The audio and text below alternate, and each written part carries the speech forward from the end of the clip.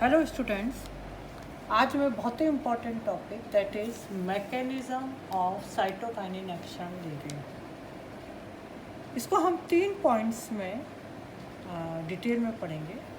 First है cytokinin increase nucleic acid and protein synthesis. Second, increase enzyme activity. And third है involvement of receptor protein and secondary messenger. ये वाला जो है cytokinin का molecular basis पे क्या एक्शन होता है, और ये देखिए कि इवन साइटोकाइनिन के रिसेप्टर्स और किस तरह से वो एक्ट कर रहा है उसका मैं मॉडल आप लोगों को बताऊंगी।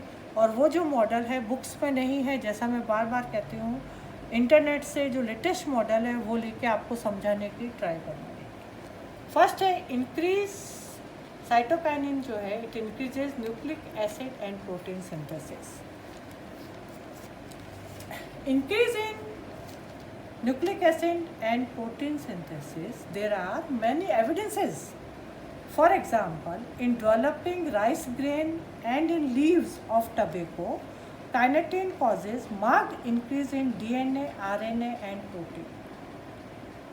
This stimulation of biosynthetic activities in leaf discs has been suggested to be a factor in the deferral of senescence by kinetin. आप देखिए कि बहुत से ऐसे एविडेंसेस है जिसमें ये देखा गया है कि साइटोकाइनिन जो है डीएनए, आरएनए एंड प्रोटीन को इंक्रीज करता है, जैसा हम राइस ग्रेन्स में, टोबैको की लीव्स में देखते हैं।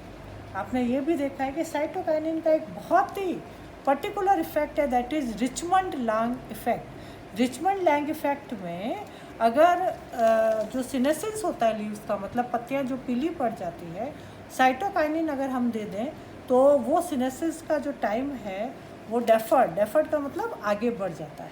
तो दिस रिचमंड लैंग इफेक्ट से भी ये इंडिकेट हुआ है कि साइटोकाइनिन एक्शन जो है वो होता है through nucleic acid and protein synthesis. एक और एविडेंस है कि this cytokinin action is inhibited by inhibitors of RNA and protein synthesis। RNA और प्रोटीन सिंथेसिस के अगर आप इनहिबिटर्स दे दो तो क्या होता है, साइटोकाइनिन का जो एक्शन है वो भी रुक जाता है। This directly prove that cytokinin affect RNA, DNA और प्रोटीन सिंथेसिस।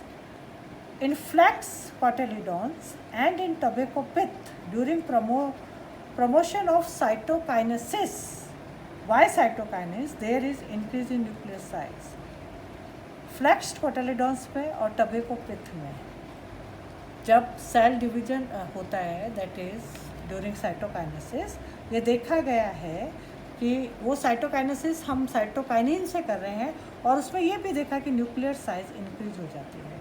और ये न्यूक्लियर साइज इंक्रीज हो जाती है, इसमें ये भी देखा गया है कि there is increase in tRNA synthesis. तो टीआरएनए सिंथेसिस अगर इंक्रीज हुआ है तो naturally its action on protein synthesis. So cytokinins में increase mRNA, tRNA content which are involved in protein synthesis.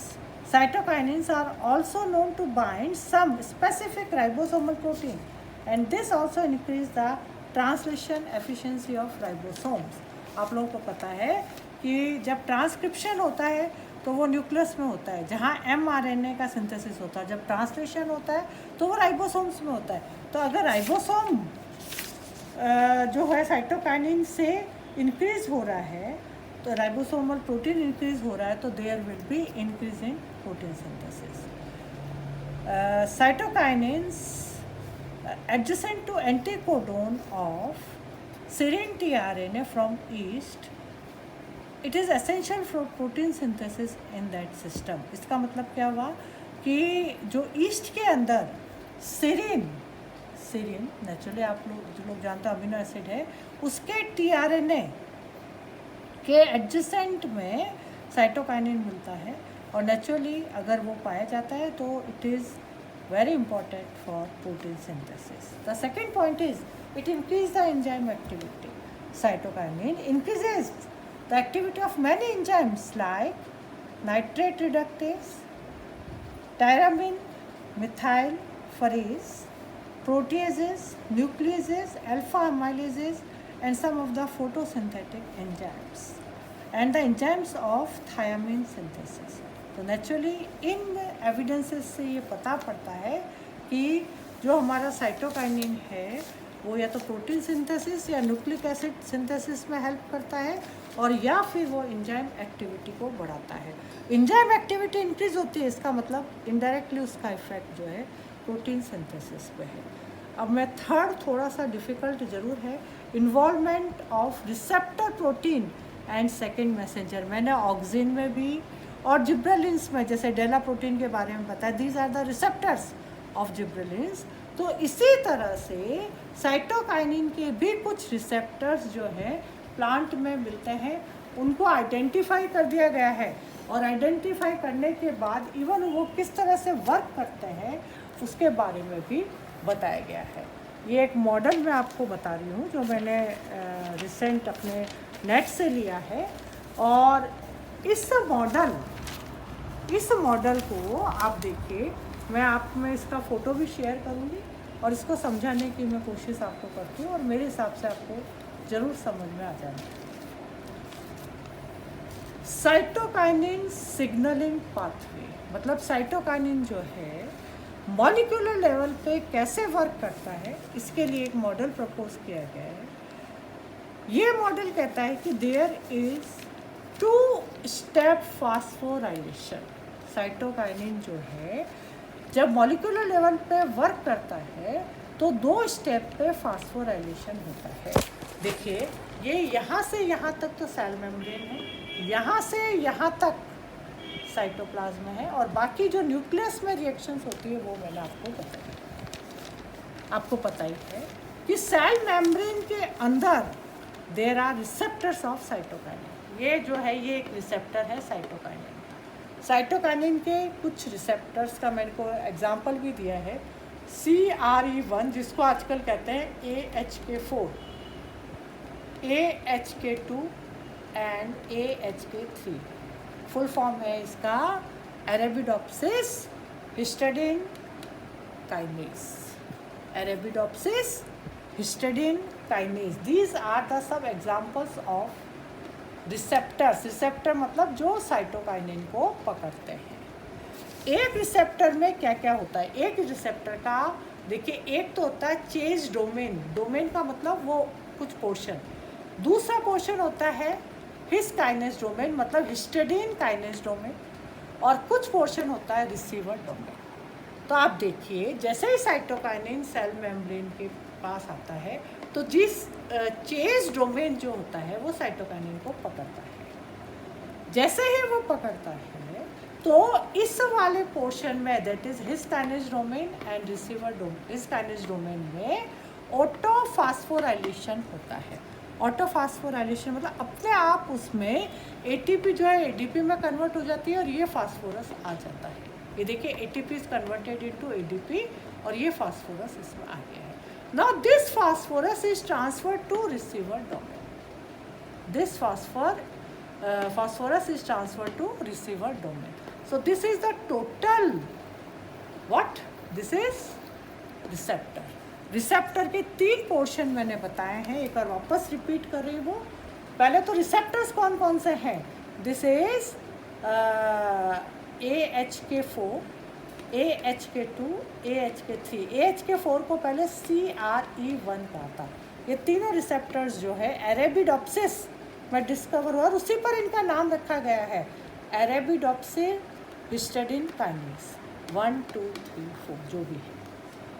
Her receptor में 3 पोर्शन होते हैं, चेज डोमेन, हिस काइनेज, हिस का मतलब होता है histidine kinase domain, and third is your receptor domain. CHASE domain जो है साइटोकाइनिन को पकड़ता है। देन इस वाले पोर्शन में हिस काइनेज डोमेन में ऑटोफास्फोराइलेशन होता है, ATP ADP में कन्वर्ट होते हैं, ये फास्फोर जो है वो रिसीवर डोमेन में ट्रांसफर कर देता है। Now the phosphorus from the receiver domain now comes out from the plasma membrane. आप देखिए, मैंने ये बताया कि ये प्लाज्मा मेम्ब्रेन यहाँ ख़त्म हो गई, यहाँ से फिर वो जाता है अरेबिडोप्सिस हिस्टिडाइन फॉस्फोट्रांसफरेज प्रोटीन। नेचुरली एक एंजाइम है। अरेबिडोप्सिस तो प्लांट का नाम है जिसमें डिस्कवर हुआ, हिस्टिडीन मतलब फास्फोरस उससे लिया है, फॉस्फोट्रांसफरेज प्रोटीन, ये फास्फोरस लेगा हिस्टिडीन काइनेज से, और हिस्टिडीन काइनेज से लेने के बाद ये ट्रांसफ़र करेगा किसी दूसरे को, इसलिए इसको कहते हैं AHP। ये मिलता है साइटोप्लाज्म में, और क्या नाम है इसका full form? Arabidopsis histidine phosphotransfer protein. उसके बाद ये जाता है न्यूक्लियस में। अब देखिए फास्फोरस का this is the first transfer and here this is the second transfer, that is why it is known as two step phosphorylation. Now in the nucleus there are 3 types of response regulators. अब naturally जो phosphorus है वो response regulators पे transfer होगा। Response regulator A, response regulator naturally this is A response regulator, this is B response regulator and this is response regulator C। response regulator को हम कहते हैं RR, response regulator, and A is for Arabidopsis। Arabidopsis response regulator 1, Arabidopsis response regulator 10, Arabidopsis response regulator 12। ये part होते हैं किसके? Response regulator B के। हर regulator के 2 पार्ट होंगे नेचुरली, एक तो रिसीवर होगा इसमें जो फास्फोरस को रिसीव करेगा, और दूसरा उसका आउटपुट पोर्शन होगा जो कि जो भी रिसीव किया उसके बाद उसका आउटपुट क्या है। तो जो आपका रेस्पॉन्स रेगुलेटर बी है उसमें ये 3 तरह के रेगुलेटर्स पाए जाते हैं, और इवन आप देखिए इसके अंदर जो भी अगर फास्फोरस रेस्पॉन्स रेगुलेटर बी को ट्रांसफ़र होता है तो it is a positive regulator and it will show the responses of cytokinin. Responses of cytokinin क्या है आपको पता ही है, जितने भी मेरिस्टेम्स हैं वहाँ पर ये इकट्ठा हो जाएगा और वहाँ पर जो रेस्पॉन्सेज होंगे वो बताएगा, और naturally delay of senescence etcetera वो सारी बातें बताएगा। अगर ये फास्फोरस ट्रांसफ़र होता है रेस्पॉन्स रेगुलेटर सी पे, तो रेस्पॉन्स रेगुलेटर सी में कौन कौन से फैक्टर्स पाए जाते हैं? ARR22, ARR24। ARR का मतलब मैं बार बार बता रही हूँ आपको, अरेबिडोप्सिस रेस्पॉन्स रेगुलेटर। और ये जो हमारे साइटोकाइनिन का एक पर्टिकुलर एक्शन है दैट इज़ स्ट्रेस टॉलरेंस। अगर हम प्लांट को ड्रॉट में रखें या फ्रीजिंग में रखें तो वो उस एटमॉस्फेयर को टॉलरेट करता है और उसको इंक्रीज करता है साइटोकाइनिन। तो रेस्पॉन्स रेगुलेटर सी जो है it is also a positive regulator. Now this response regulator A में अगर हमारा फास्फोरस जाता है तो it is an negative response regulator. ये बहुत ज़रूरी है क्योंकि साइटोकाइनिन अगर बहुत ज़्यादा बढ़ जाए तो नेगेटिव जो रेगुलेटर है उसकी जो अमाउंट है उसको कंट्रोल करता है। इसमें ARR3 Arabidopsis response regulator 3 and ARR4 मिलता है, और इसमें 10 जीन्स मिलते हैं। इवन जीन्स भी इसके आइडेंटिफाई हो चुके हैं, और it controls the circadian rhythms in plants. आपको पता ही है circadian rhythms means long day plant, short day plant को कितने लाइट साइकिल्स चाहिए, वो सबको कंट्रोल जो है ये रेस्पॉन्स रेगुलेटर ए करता है। So this is the 2 step phosphorylation cytokinin signalling pathway. इसका मैं आप लोगों को फ़ोटो भी भेज रही हूँ साथ में, जिससे आप लोगों को क्लियर हो जाए। बस थोड़ी सी बातें एक बार मैं इसको समराइज़ कर रही हूँ जिससे आपको बिल्कुल क्लियर हो जाए। ये होता है रिसेप्टर्स। रिसेप्टर होते हैं AHK4, AHK3 and AHK2। Her receptor के 3 पार्ट होते हैं, CHASE domain, his kinase domain, receiver domain. CHASE domain जो है साइटोकाइनिन को पकड़ेगा, हिस काइनेज डोमेन में ऑटोफॉस्फोराइलेशन होगा और रिसीवर डोमेन फास्फोरस को लेगा।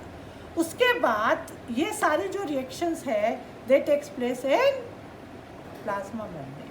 उसके बाद ये जो है फास्फोरस जो है उसको ले लेता है अरेबिडोप्सिस हिस्टिडीन फॉस्फोट्रांसफरेज प्रोटीन, ये वाला AHP ले लेता है। AHP जो है फास्फोरस को पकड़ के न्यूक्लियस में जाता है। न्यूक्लियस में जो रेस्पॉन्स रेगुलेटर्स होते हैं, जो रेस्पॉन्स रेगुलेटर जीन्स होते हैं, वो या तो बी होता है या सी होता है या ए होता है। बी एंड सी ये पॉजिटिव कंट्रोल करता है, ए जो होता है नेगेटिव कंट्रोल करता है। This is all about your cytokinin signalling pathway. Thank you. अगर कोई आपको प्रॉब्लम हो तो मुझे पर्सनली फ़ोन पे पूछ सकते हैं।